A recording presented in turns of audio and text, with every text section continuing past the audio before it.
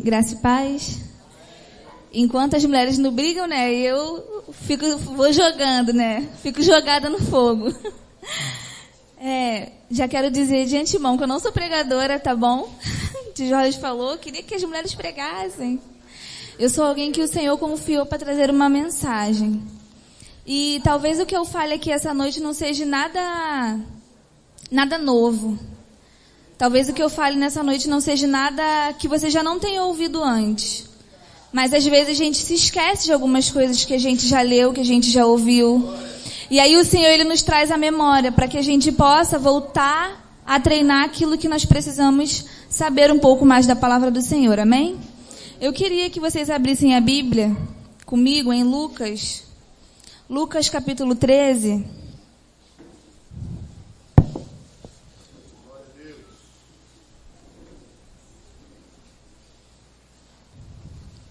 E hoje nós vamos falar sobre a parábola da figueira estéril. Lucas capítulo 13. Vamos ler a partir do versículo 1. Amém? Lucas 13, a partir do 1. A minha versão é NTLH, tá bom?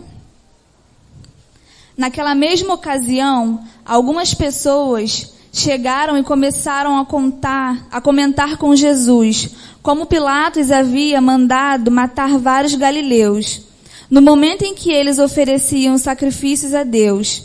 Então Jesus disse: vocês pensam que se aqueles galileus foram mortos desse jeito, isso quer dizer que eles pecaram mais do que os outros galileus? De modo nenhum. Eu afirmo a vocês que se não se arrependerem de todos os seus pecados, todos vocês vão morrer como eles morreram. Versículo 4. E lembrem daqueles 18 do bairro de Siloé, que foram mortos quando a torre caiu em cima deles.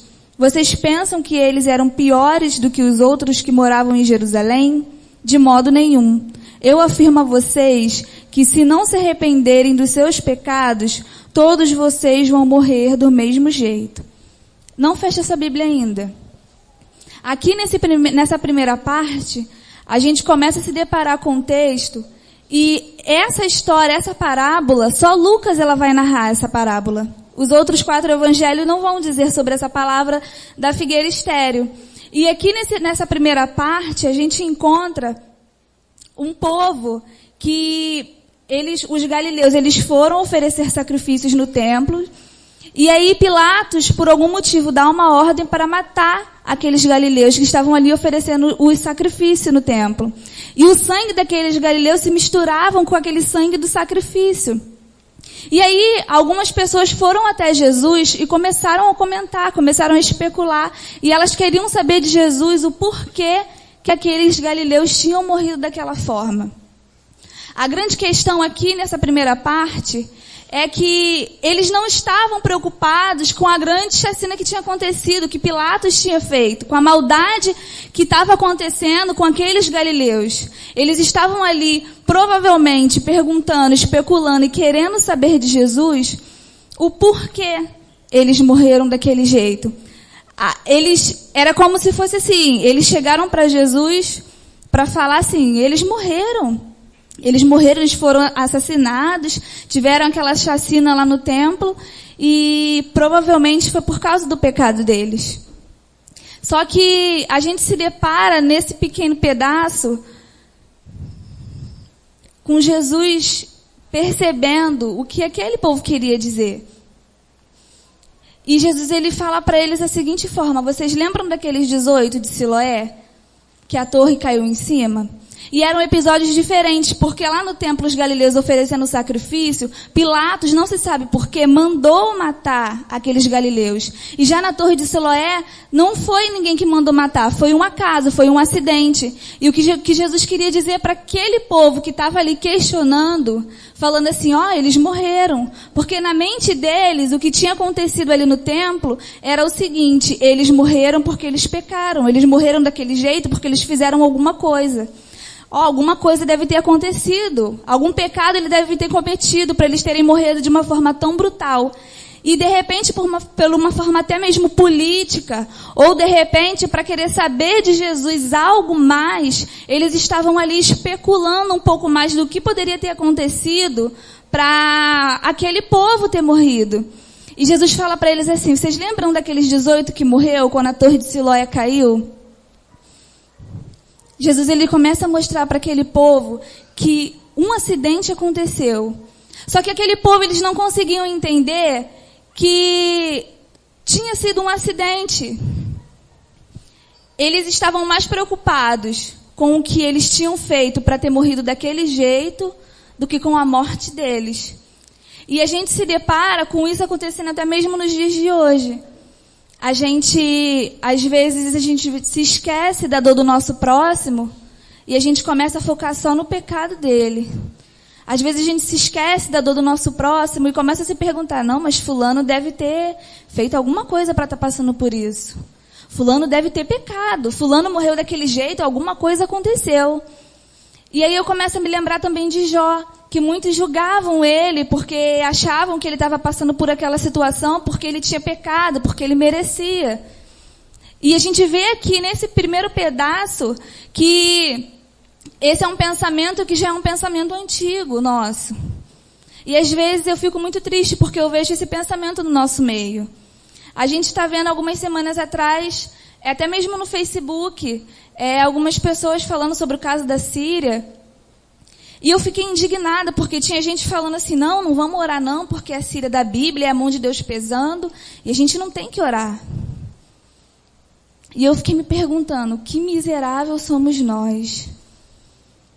Quando pensamos, quando temos esse pensamento ainda dentro da casa do Senhor, aonde achamos que a pessoa ela tem que sofrer porque pecou, aonde achamos que se está doente, se acontecer alguma coisa foi porque estava merecendo. E era assim que aquele povo estava pensando. Eles chegaram para Jesus para querer dizer mais ou menos isso. Eles morreram daquele jeito tão brutal, alguma coisa aconteceu. E Jesus queria mostrar para eles o seguinte: olha, nem judeu nem galileu, vocês estão tudo no mesmo barco. Se vocês não se arrependerem, vocês vão morrer do mesmo jeito. E é o que nós precisamos trazer para nossas vidas hoje. Nós somos iguais. Nós somos irmãos em Cristo. Se a minha dor não for a sua dor, nós precisamos nos arrepender. E é desse arrependimento que Jesus está querendo trazer para esse povo aqui. O que Jesus está falando aqui é assim, o seguinte: vocês precisam renovar a vossa mente com o entendimento da palavra do Senhor, é o que diz lá em Romanos. Porque esse pensamento já não cabe mais dentro de nós. Esse pensamento de que fulano pecou, fulano errou, ele tem que pagar. Quantas vezes eu já ouvi isso e quantas vezes eu também já pensei assim: não, fulano está doente. Já ouvi muito isso: o irmão está doente, vamos orar por ele. Aí de vez em quando vem alguém e fala assim: não, irmão, não pode orar não, porque é a mão de Deus que está pesando. E eu fico pensando: nossa, como Deus, ele é carrasco então. Porque é mais fácil eu olhar um Deus que pesa a mão porque alguém errou, do que olhar para dentro de mim e ver como eu sou pecador, como eu sou falho, como eu preciso me arrepender. E era isso que Jesus estava querendo ensinar para aquele povo ali. E às vezes a gente acha que as coisas acontecem, as coisas ruins acontecem porque as pessoas merecem, porque fulano procurou aquilo. E muitas vezes a gente acaba como esse povo aqui nesses primeiros versículos, não olhando para a dor do outro e se esquecendo que Jesus ele quer ensinar para nós. E se nós não nos arrependermos dos nossos pensamentos e dos nossos atos, nós também seremos cortados. Versículo 6. Então Jesus contou esta parábola. Certo homem tinha uma figueira na sua plantação de uva. E quando foi procurar figos, não encontrou nenhum. Aí disse ao homem que tomava conta da plantação: olhe, já faz 3 anos seguidos que venho buscar figo nessa figueira e não encontro nenhum. Corte essa figueira. Por que deixar continuar tirando a força da terra sem produzir nada? Mas o empregado respondeu: patrão, deixe a figueira ficar mais este ano. Eu vou afofar a terra em volta dela e pôr bastante adubo. Se no ano que vem ela não der figos, muito bem. Se não der, então mande cortá-la. E aqui Jesus ele vai começar a parábola e ele vai começar a explicar um pouco para a gente conseguir entender melhor. E no versículo 6 já conta que tinha uma figueira que era plantada numa plantação de uva. E eu fiquei me perguntando, por que uma figueira estava no lugar, numa plantação de uva?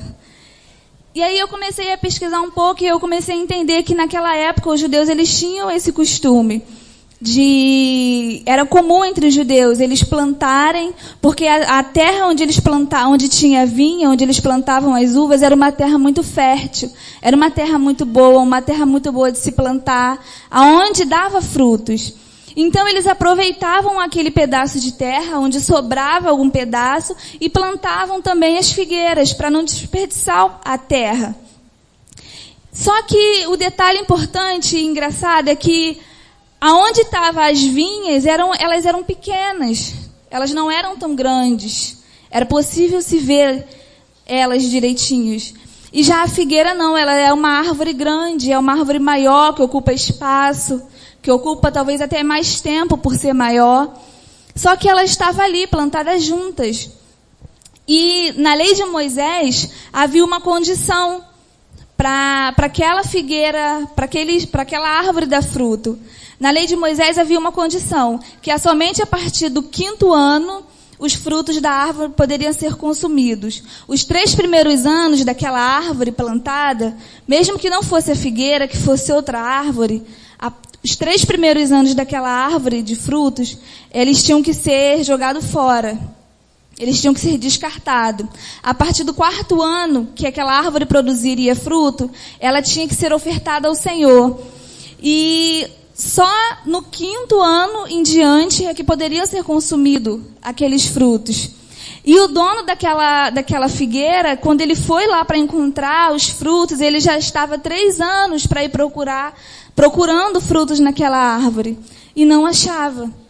Ou seja, ele passou o 5º, o 6º e o 7º ano procurando fruto naquela árvore e não encontrava. Logo, e mesmo ele esperando que aquela árvore desse frutos, ele não achava fruto naquela árvore. Era uma figueira estéril. E eu fiquei me perguntando quando eu estava lendo esse versículo, e o Senhor me fez uma pergunta: quantos anos você já tem no Evangelho? Você já se perguntou quantos anos você tem na igreja? Quantos anos você tem que conhece a palavra do Senhor? Quantos anos você tem que conhece, que teve um encontro com Deus? De repente 3, de repente 4, talvez 7, talvez 10. E o que você tem gerado? Folhas ou frutos? E é isso que o Senhor ele tem para nós, é uma pergunta, uma reflexão sobre o que nós estamos gerando.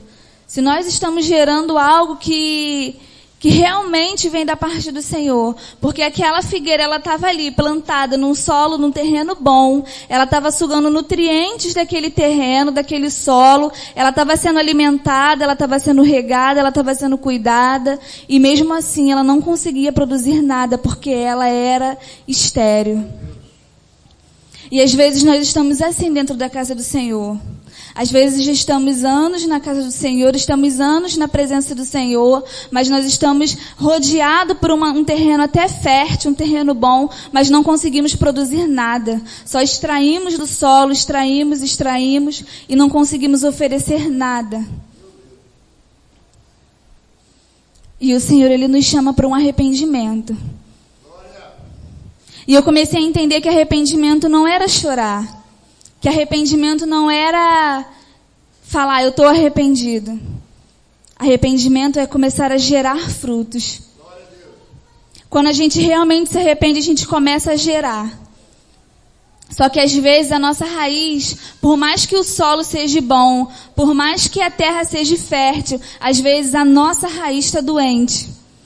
E aí vem o viticultor e ele falou assim para aquele, o dono falou assim, ó, corta essa árvore, porque ela só está ocupando espaço.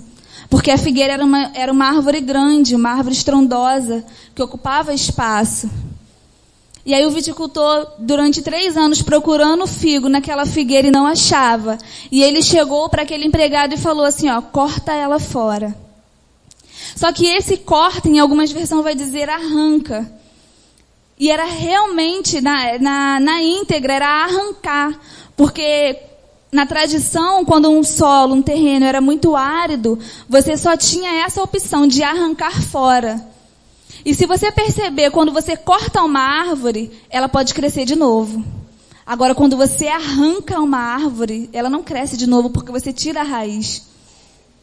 E a ordem daquele senhor era para que arrancasse, que cortasse, que tirasse do solo. Porque ela só estava sugando, ela só estava extraindo. E tem um pregador que fala que nada que só extrai permanece por muito tempo. E às vezes nós estamos assim, plantados até em um lugar fértil. De repente estamos plantados até por muito tempo. Só que não conseguimos produzir mais frutos. E aí a gente só extrai. Realmente como se fosse um sanguessuga. Só extrai. E muitas vezes a gente se pergunta assim, por que a gente não consegue sobreviver por mais tempo? Porque a gente não consegue dar frutos.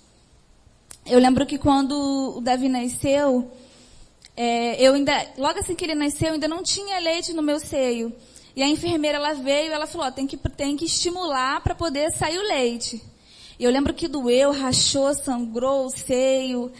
E foi horrível aquele primeiro momento de amamentação, porque doía muito. E hoje o Senhor me fez lembrar disso quando eu estava tomando banho para vir para cá. Às vezes a gente precisa ser estimulado a produzir. E às vezes esse estímulo a produzir, ele dói. Ele dói, mas é para alimentar alguém. Ele dói porque alguém precisa ser alimentado. E naquele primeiro momento doía muito a amamentação. E depois que passou aquele momento, quanto mais o Davi mamava, mais produzia leite. Quanto mais mamava, mais produzia leite. E chegou um tempo que eu falei assim para o médico, eu quero parar de amamentar. Ela falou assim, ó, tem até um remédio que você vai tomar e você vai parar de produzir. Mas se ele fizer a sucção, vai voltar em dobro. Ou seja, se estimular, vai voltar a ter mais. E às vezes, é isso que Deus ele quer fazer conosco. Quer nos estimular a gerar frutos. E para fazer isso, às vezes dói. Só que nós precisamos passar por esse processo. Porque o Senhor nos chamou para dar frutos e não dar folha. Aquela figueira, o principal objetivo dela não era dar sombra, não era produzir madeira para que fosse feito artesanato, não tinha outros fins. O que o dono queria daquela figueira é que ela gerasse frutos. E o que Deus quer de nós é que a gente gere frutos dignos de arrependimento. Só que às vezes a gente se acha na condição, como a gente leu dos primeiros versículos, às vezes a gente se acha na condição de justiceiro, de que a gente pode se achar como Deus e falar que o outro está pecando porque o outro está passando por aquilo, que ele merece passar por aquilo porque pecou. E o que Deus quer de nós não é isso. E é isso que nós precisamos entender. Que Ele é o dono da figueira. E se Ele plantou, quem somos nós para arrancar? Se Ele plantou, só Ele pode arrancar. Só que às vezes a gente acha mais fácil arrancar a figueira do lugar do que ir lá como aquele viticultor, que eu vejo como Jesus, indo lá e falando assim, não, Senhor, deixa eu cavar um pouquinho em volta. Deixa eu afofar a terra, deixa eu colocar mais adubo, deixa eu estimular o crescimento, me dá mais um tempo, me dá mais um ano. É mais fácil a gente cortar aquilo que traz dor, aquilo que não está tendo produção, do que a gente estimular a produzir. E eu não sei qual é a nossa condição hoje. De repente a gente está assim, na primeira parte, julgando as pessoas, nos julgando, às vezes achando que a gente está passando por aquilo ali porque a gente precisa passar, porque a gente pecou, porque a gente errou. Eu merecia isso, eu merecia esse castigo, porque eu vejo muita gente se culpando. E de repente também, talvez você esteja nessa segunda parte, de que Jesus, ele precisa mexer nas nossas raízes. Ele precisa cavar em volta. Ele precisa adubar a terra de novo. Ele precisa estimular o crescimento. Porque ele não quer te perder. Mas ele quer ver os seus frutos. E às vezes é mais fácil a gente sentar debaixo da árvore do outro para aproveitar a sombra de outra árvore do que querer ser árvore para alguém. É mais fácil a gente colher o fruto do próximo e se alimentar do que a gente mesmo gerar fruto para que alguém se alimente. E eu fico vendo Jesus voltando todos os anos em nossas vidas. Eu fico vendo Jesus voltando todos os dias e se perguntando: cadê os frutos? Cadê o arrependimento? E às vezes a gente não consegue gerar mais frutos, porque a gente ainda não entendeu o que é arrependimento de verdade. E a gente precisa se voltar para o Senhor. Porque existem pessoas lá fora que precisam dos nossos frutos. E se nós somos árvores plantadas por muitos anos e não damos frutos, só temos folhas e só sugamos da terra, só extraímos e não damos nada, uma hora não vamos sobreviver. Uma hora o dono vai voltar na vinha e vai ver que a figueira não está dando mais fruto. E o que me intriga muito nessa parábola é que ela não tem um fim. Porque eu entendi que eu e você somos a figueira. E Jesus, ele deixou para nós. Ele deixou um parêntese aberto para cada um de nós. E Jesus, ele está falando: a escolha é sua. Você quer ser adubado? Você quer uma nova chance de produzir frutos, mesmo que doa, mesmo que sofra? Ou você quer ser cortado fora? E é assim que ele vai fazer com cada um de nós. E a resposta dessa parábola somos eu e você que damos para ele.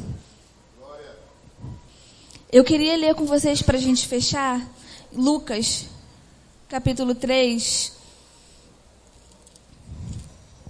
versículo 8 e 9.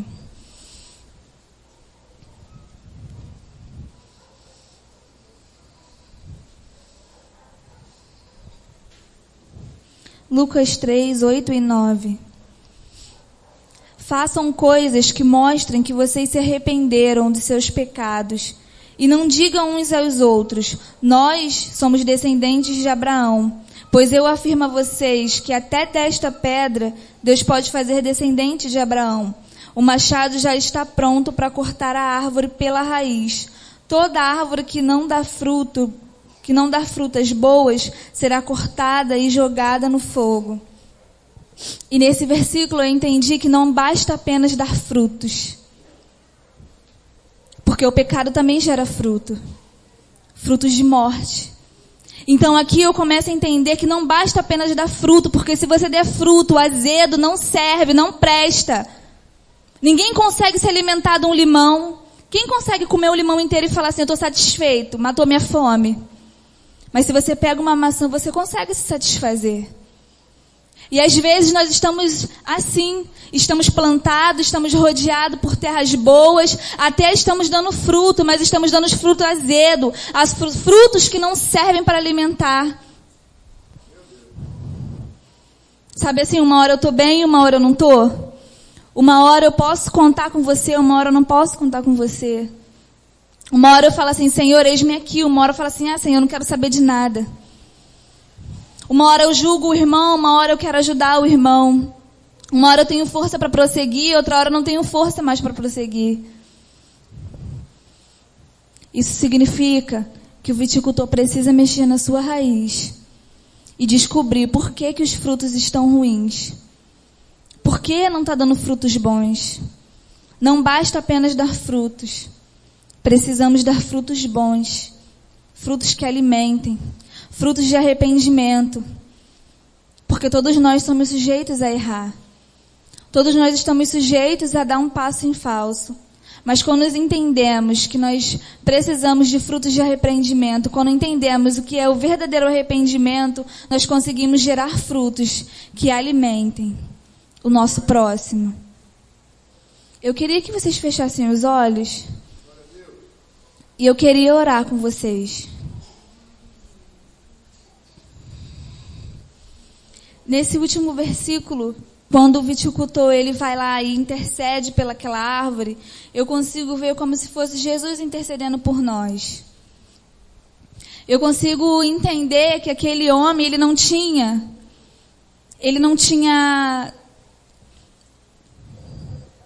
obrigação nenhuma com aquela figueira, porque o cuidado dele era com a vinha. Mas mesmo assim, ele intercedeu pelaquela figueira e pediu, falou assim para o dono, deixa eu cuidar. E hoje eu vejo Jesus aqui, como se não tivesse mais obrigação nenhuma de cuidar de novo, de dar uma nova chance. Mas eu consigo ver um Jesus que está aqui, pronto para mexer de novo na sua terra. Pronto para mexer de novo na minha terra. Pronto para mexer de novo na minha raiz. Eu consigo ver um Jesus que intercede por nós. E que fala assim, ainda que você não produza frutos agora, nós temos mais um tempo. Nós temos mais uma chance. Eu estou te dando mais uma chance de se arrepender. Então deixa eu mexer nas suas raízes. Deixa eu cavar em volta, mesmo que doa. Deixa eu estimular os frutos a crescerem. Só que às vezes nós é que não queremos que os frutos cresçam. E Jesus, ele está aqui, como aquele viticultor, falando para você, tem uma nova chance. Mas o final da história só você pode dar. Feche seus olhos nesse momento, amém? Deus, nós estamos aqui, Senhor, diante da sua presença. Porque nós entendemos que não somos nada, Senhor. Nós entendemos, Senhor, que nós não tínhamos motivo nenhum de ganhar segunda chance. Nós entendemos, Senhor, o quão ruim nós somos sem a Tua presença. Quão estéril nós somos, Senhor, se não fosse a Tua bondade sobre nós. Senhor, mas que nesse momento que o Senhor possa vir sobre as nossas vidas, Senhor. Porque nós queremos nos arrepender dos nossos pecados. Nós queremos nos arrepender, Senhor, do nosso mau julgamento contra o nosso próximo. Nós queremos nos arrepender, Senhor, porque às vezes nós julgamos e a gente não estende a mão. Quantas vezes, Senhor, a gente apontou, a gente falou, Senhor, e muitas vezes não ajudamos como aquele povo. Mas que nesse momento, Senhor, assim como aquela árvore, Senhor, estava plantada ali e não produzia frutos, Senhor, que o Senhor comece a estimular em nós a produção de frutos bons, frutos dignos de arrependimento, Senhor. Que toda a área estéril da nossa vida venha ser preenchida pelo Teu adubo, Deus. Que o Teu adubo venha sobre as nossas vidas, Senhor, e nos preencha por inteiro. Senhor, só o Senhor pode nos podar, só o Senhor pode nos cortar. E nós entendemos que às vezes a poda do Senhor é para o nosso equilíbrio, para que a gente consiga permanecer de pé. Senhor, e ainda que doa mexer nas nossas raízes, ainda que doa mexer, Senhor, em nós estamos aqui para dizer, Senhor, que nós queremos gerar frutos. Não queremos ser uma árvore estéril, mas nós queremos produzir, Senhor, para a Tua obra, para o Teu reino, Deus. Porque nós entendemos que aquilo que só extrai acaba morrendo. E nós queremos produzir, Senhor, nós queremos gerar para o Teu reino e não para nós mesmos. Então, Senhor, que nessa noite, que a cada vida que neste lugar, Senhor, possa sair diferente, produzindo frutos, Senhor. Deus, em nome de Jesus, trabalha em nós, trabalha, Senhor, em nossas raízes. Muda, Senhor, a nossa mente pela renovação da Tua palavra, Senhor. Porque nós precisamos crescer. E nós sabemos que isso vem de Ti e não de nós mesmos. Obrigado, Senhor, pela tua salvação, porque nós não merecíamos, mas o Senhor sempre nos dá uma segunda chance. Obrigada, Deus, por tudo. Amém. Amém.